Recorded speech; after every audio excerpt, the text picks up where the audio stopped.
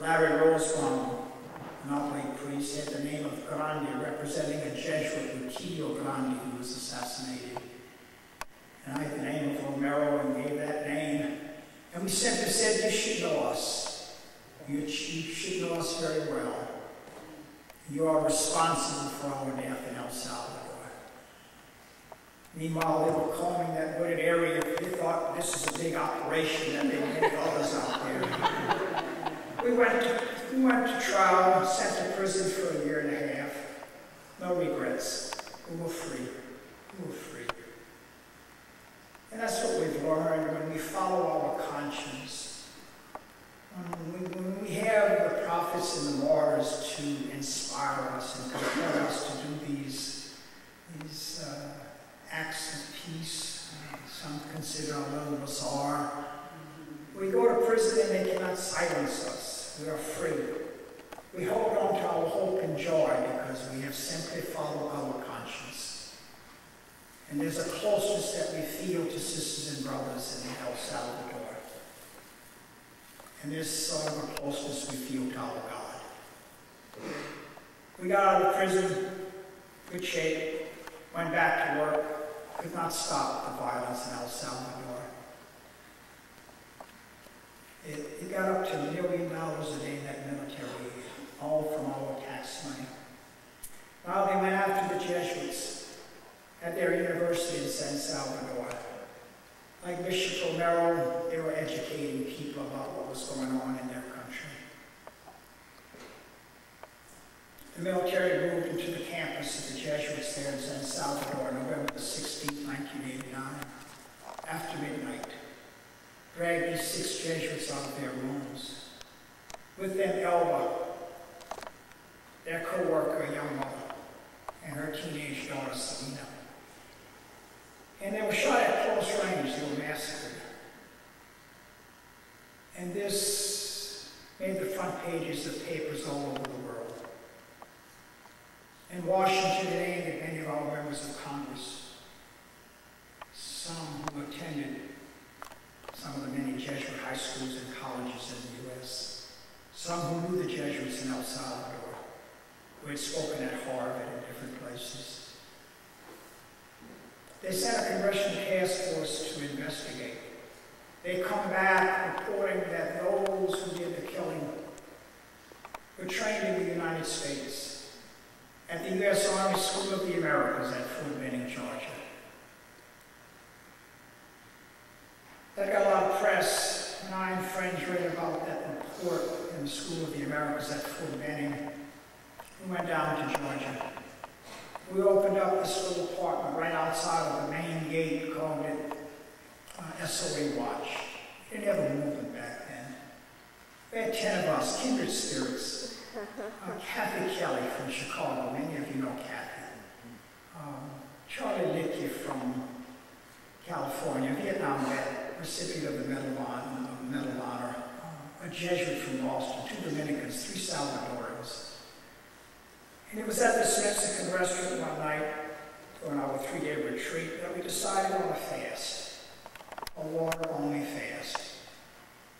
What I've learned is never plan a fast at a restaurant.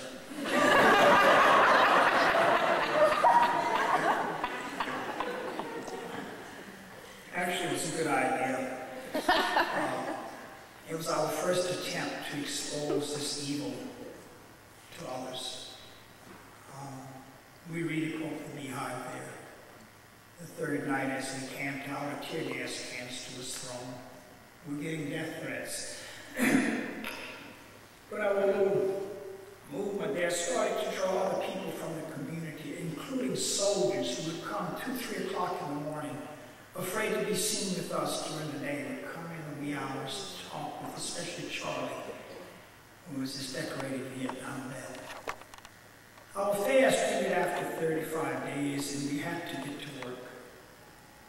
We had to do our homework, do research. And we started to realize that this was a serious, serious issue.